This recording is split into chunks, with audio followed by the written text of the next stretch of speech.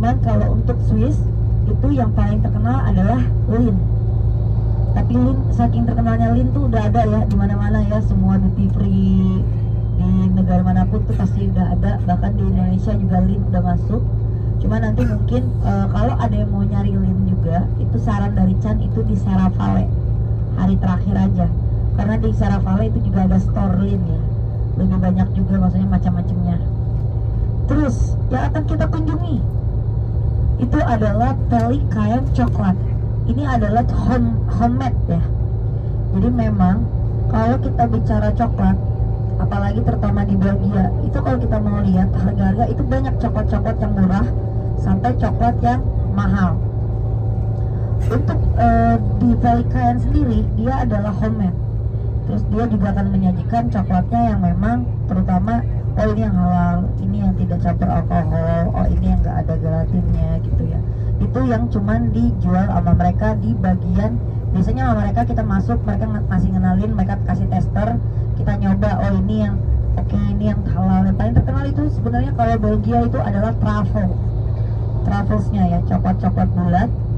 Habis itu cuman ada di Belgia. Tapi kalau kita bicara coklat lagi yang lain, negara lain ya ada semua ya, coklat ada, habis itu ada juga coklat batangan juga ada gitu. Cuman kalau untuk truffles itu memang dia khasnya dari Belgia. Oke, sekarang kita bicara harga coklat. Ada yang harga coklat 15 euro itu udah dapat banyak box. Truffles juga. Jadi kalau kita nanti pas datang ya ke toko, kita ngeliat nih, itu murah Chan, kenapa itu 15 euro ada banyak box. Balik lagi, kalau Eropa mereka selalu ada harga, ada kualitas. Bentukannya sama, tapi belum tentu di dalamnya itu rasanya sama. Cuman kalau memang mau buat oleh-oleh, kayak buat oleh-oleh ini ya, Chan juga menyarankan yang murah-murah ya. Kalau yang truffles, kalau misalkan yang dijajakan dari Pelikaian itu memang yang premiumnya, medium sama yang premium. Cuma memang mereka biasanya satu paket itu langsung dapat ya coklatnya ya, dapat 4 box, abis itu sama 3 box gitu ya, ada macam-macam. Terus juga ada banyak potongan-potongan coklat, kayak cuman satu batangnya cuma dapat 5 euro doang gitu ya, lebih murah-murah. Itu juga ada ya, banyak ya. Jadi nanti kita akan ke Pelikaian coklat dulu. Setelah itu, karena ini luas banget juga Grand Palace, biar tidak terpencar-pencar, setelah dari Pelikaian coklat nanti ada satu yang terkenal. Kalau kita bicara juga tentang Belgia, yang terkenal itu adalah waffles sama Pemmingspritsnya, kentang gorengnya. Jadi hari ini kita lebih banyak makan makanan jajannya. Jadi nanti bebas, kalau mau makan berat silakan, mau nyobain jajanan-jajanan silakan. Karena Belgia juga terkenal sama pastry dunia juga. Jadi di sana ada banyak waffle ya, wafflenya yang toppingnya macam-macam. Waffle kalau tidak pakai topping itu harganya sekitar 2,5 euro. Ditambah ada topping macam-macam di atasnya sekitar 5 sampai 6 euro. Habis itu ada juga kentang goreng, Pemmingsprits. Dia kentang tapi besar-besar. Itu biasanya seporsiannya itu harganya 5 euro. Itu bisa buat berdua ya. Kalau saran dari Chan, kalau misalnya Bapak Ibu mau nyoba memang makanan-makanan khasnya yang snack-snack mereka, mungkin kayak nyoba beli wafelnya cuma satu, nanti sharing bertiga makannya. Karena kalau beli wafelnya satu orang satu itu enaknya manis banget soalnya, nanti sugar rush ya. Atau mau nyoba kentang gitu ya, satu-satu. Terus nggak usah khawatir, para penggemar nasi panas dan lain-lain, itu ada Javanese restoran juga. Dia tidak ada jual menu pork. Habis itu dia ada jual nasi goreng. Nasi goreng itu kisaran harganya mungkin seporsi sekitar 13 euro. Terus dia juga ada jualan noodle soup. Kalau rekomendasi dari Chan itu noodle soupnya. Noodle soupnya enak banget, segar. Itu kalau nggak salah harganya sekitaran 12 apa 14 euro gitu ya. Nanti di Belgia. Terus di Belgia juga ada satu patung yang terkenal ya. Itu adalah Manneken Pis. Manneken Pis ini memang namanya sudah mendunia. patung kecil, tingginya cuma 60 cm.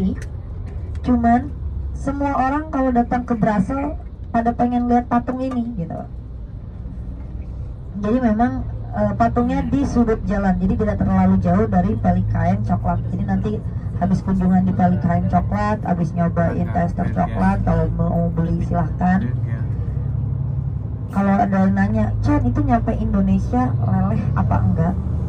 Mereka kalau di Pelikaen itu mereka punya namanya bag aluminium ya di dalamnya. Itu khusus buat travels. Kalau dari Chan, kalau dark coklat dan lain-lain Chan udah bawa dari Indo, mau summer dan lain-lain, nyampe ke Indonesia itu nggak cair. Tapi yang paling ini adalah buat travels. Jadi travelsnya tinggal ditutupin dengan bag aluminium foil, itu nyampe Indonesia itu aman. Habis dari Mannequin Peace, habis itu di sekitaran Grand Palace itu ada banyak juga pertokoan, tapi toko-toko lokal. Ada Hard Rock, untuk orang-orang pecinta Hard Rock itu gampang. Ada Hard Rocknya Belgia, itu di Brussels. Terus juga ada banyak juga makanannya di sana. Kalau misalnya nggak mau makan ASEAN, di sana juga ada. Terkenalnya kalau Belgia itu seafood ya. Kalau ada yang mau nyoba seafoodnya. Kalau kemarin Prancis punya escargot, itu di Belgia juga dia punya seafood kerang hijau ya. Biasanya juga ada di sekitaran sana. Habis itu ada juga banyak kebab, makanan buat bisa makan siang. Terus kita tuh malam ini nginepnya di Belanda, di hotelnya deket airport, Schiphol. Setahu Chan, kita kalau mau nyari makan adanya di restoran hotel saja. Jadi kalau misalkan mau take away, itu mending kayak bisa take away makanannya nanti dari Brussels, karena kita di Brussels itu kegiatannya sampai jam 4 sore. Jadi bisa take away makanan, nyampe di Belanda itu kalau nggak salah di Intercity Hotel, mereka bisa minjemin kita microwave. Jadi kita di hotel bisa manasin makanan microwave.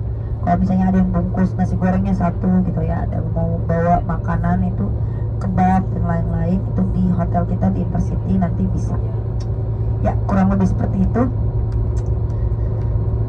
Belgia ini dia negara yang diapit dengan negara Prancis dan juga negara Belanda ya. Jadi dia kecil, dia tidak terlalu besar secara luas geografisnya, tapi dia memang punya peran penting di Uni Eropa karena dia memang kita bilang salah satu pencetus Uni Eropa juga. Terus juga ada banyak kantor ya di sana, kantor NATO, habis itu banknya Uni Eropa juga diletakin di Brussels. Brussels adalah ibu kotanya Belgia. Jadi pengurusan kedutaan negara Indonesia ataupun kedutaan negara lainnya itu adanya di kota Brussels. Brussels bisa kita bilang kecil, bahkan lebih kecil dari Paris, tapi dia padat banget ya Bapak Ibu ya. Lampu merahnya itu tiap berapa ratus meter ada lampu merah.